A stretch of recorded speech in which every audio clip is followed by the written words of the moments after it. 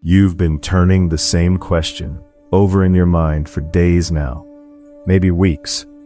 And the more you think, the heavier it gets, not lighter.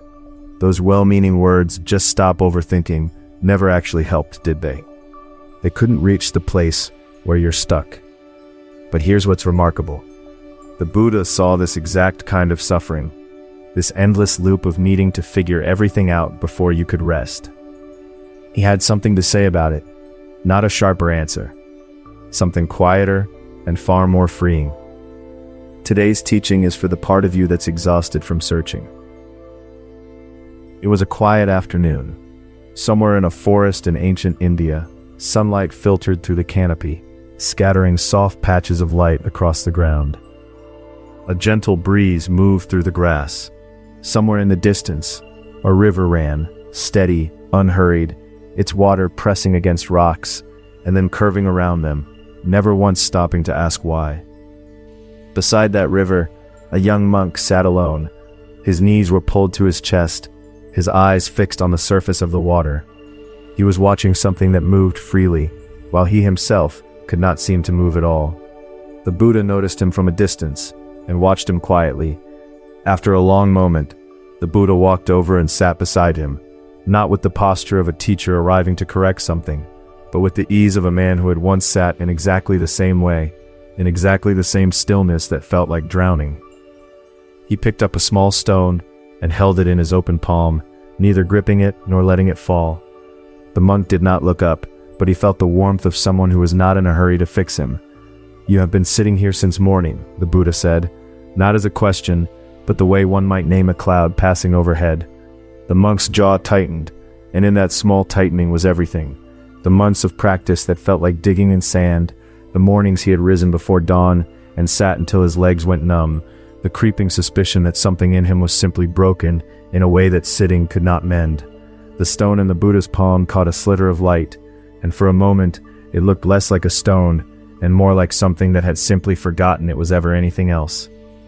"I used to believe that stillness meant the absence of movement," the Buddha said, turning the stone once in his hand. A kingfisher shot across the water, there and gone before either of them could name it, and the river accepted its passage without remark. The young monk's name was Malankya-Putta. He was an intelligent student. He had a gift for asking sharp questions and following a line of reasoning to its end. But today, that very intelligence had become a kind of trap. He approached the Buddha and spoke his mind. "Blessed One, there are things I need you to answer." The Buddha looked at him, unhurried. "Is the universe eternal, or does it have an end? Is it infinite or finite? Is the soul the same as the body, or different? What happens to a person after they die?" Malankya-Putta's voice carried a quiet urgency. "If you won't answer these questions, I'll leave. I'll walk away from this training entirely, because I cannot see the point of any of it, not until I know the answers to these things." The Buddha said nothing at first. A long silence settled between them. Then gently but clearly he spoke. "Malankya-Putta, did I ever promise to answer those questions? Before you began this path, did we make that agreement?" Malankya-Putta had no answer. The Buddha continued, "Then let me tell you a story." He paused for a moment, then began. "Imagine a man struck by a poisoned arrow. His friends rush to pull it out, but the man stops them. 'Wait,' he says. 'Before you remove the arrow, I need to know who shot it. What family is he from? Is he tall or short? What is his skin color? What wood was the bow made from?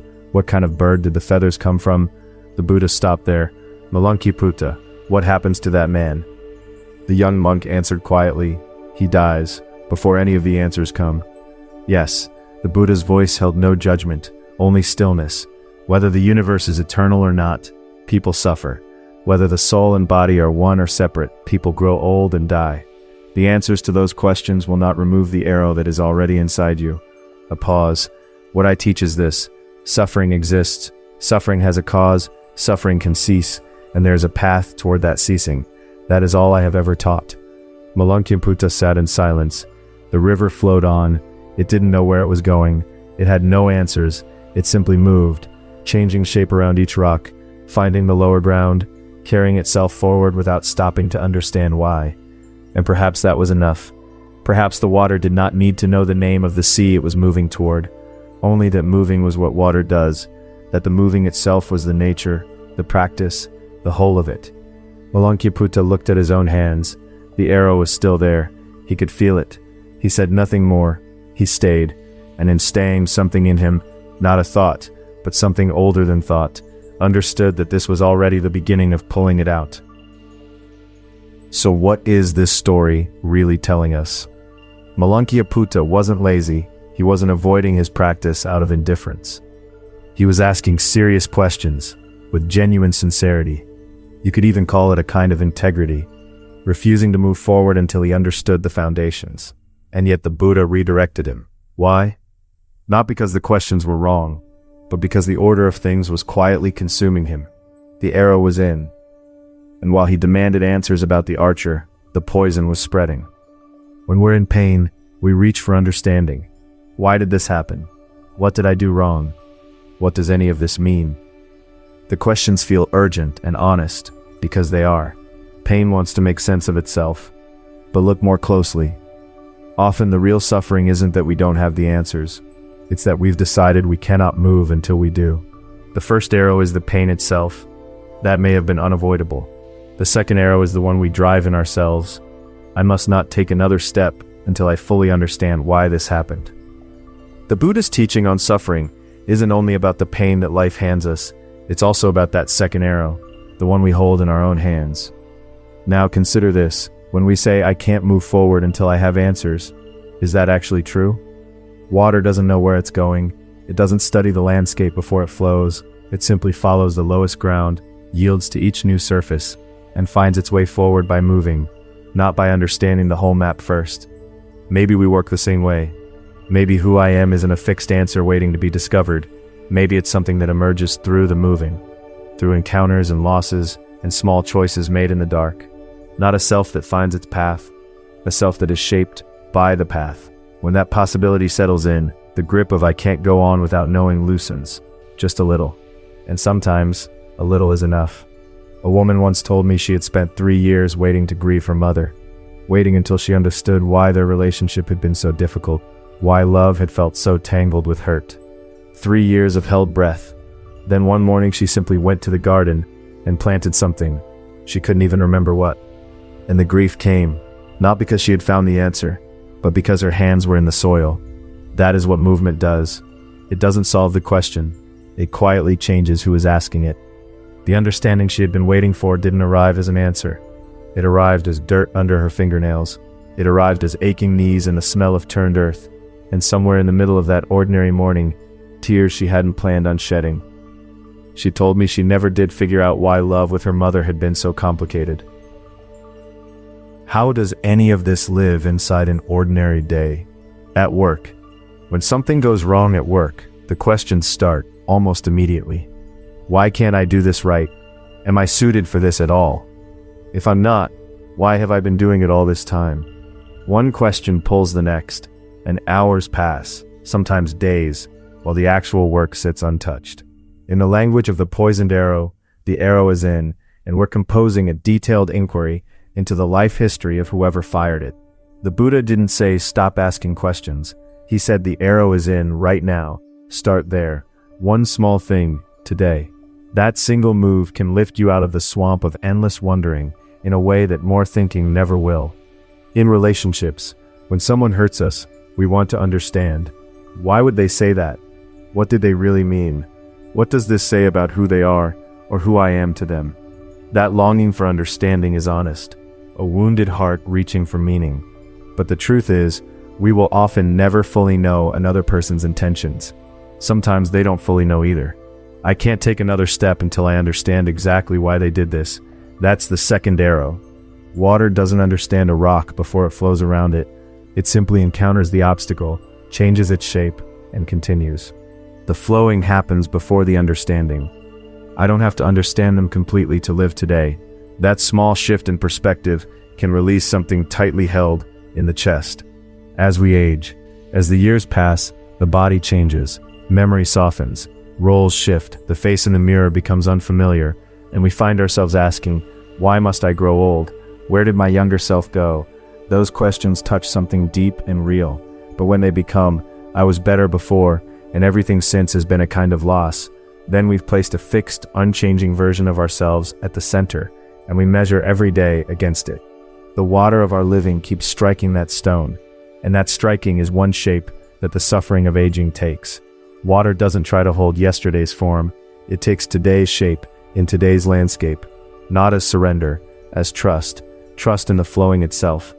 A man in his 70s once described standing in his garden, unable to name a flower he had grown for 40 years. He said the forgetting lasted perhaps 10 seconds. The grief about the forgetting lasted 3 days. The flower was still blooming, the bees still came. Only the story about what the forgetting meant kept him indoors. When he finally walked back out to the garden on the 4th day, the flower had not waited for him to make peace with it. It had simply continued opening. He stood there for a long time, he said, just watching it, not understanding it, not forgiving himself for the 3 lost days, just standing in the late afternoon light, while the bees moved from bloom to bloom, indifferent to his conclusions. That indifference, he told me, was the kindest thing the garden had ever offered him. Is there something small you could try today? Among the practices the Buddha offered his students was this: come back to now. In more formal terms, it's called right mindfulness, but here let's keep it simple. Today, when a worry starts pulling you in, when the questions begin, why did this happen? What should I have done? Where is any of this going? Try this once. Look at your hands. Just look at them.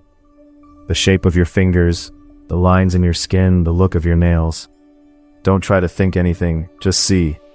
10 seconds, 20 seconds. This isn't about forcing the questions to stop.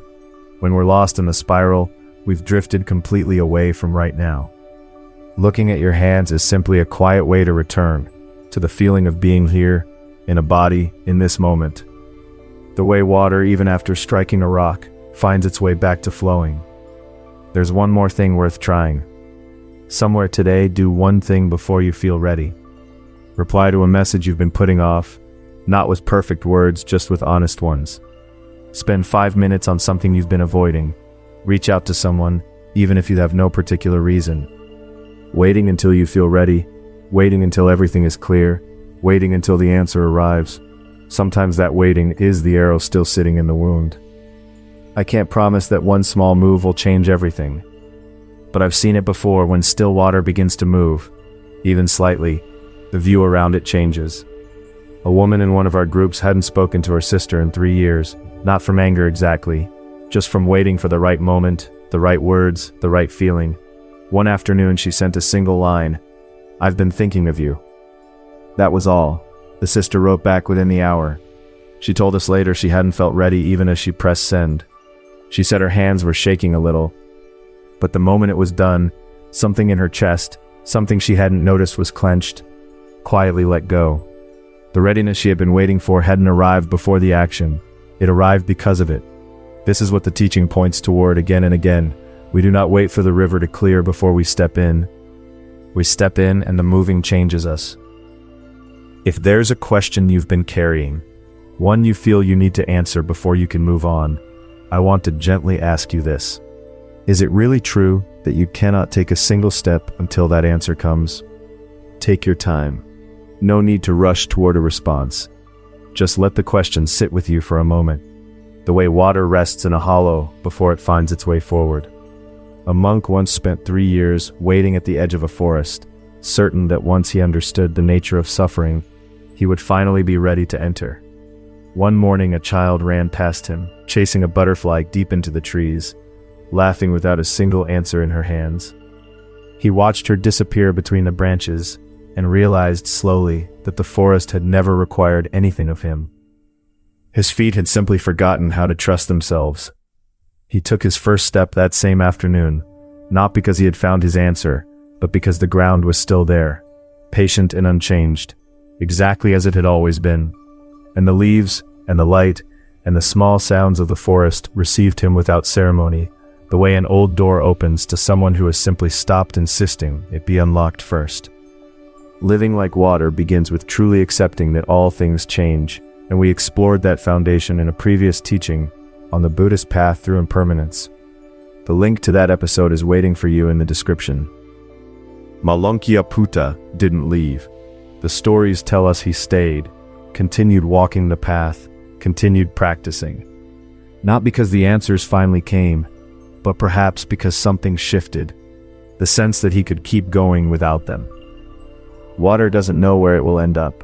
It just flows, around rocks, into hollows, over edges, not resisting, not giving up, simply moving with whatever shape the ground takes today. Maybe our lives are something like that. Not waiting until everything is understood before we begin, but moving gently through the landscape of today, not yet knowing what it all means. Thank you for being here, for giving this a little of your time and attention.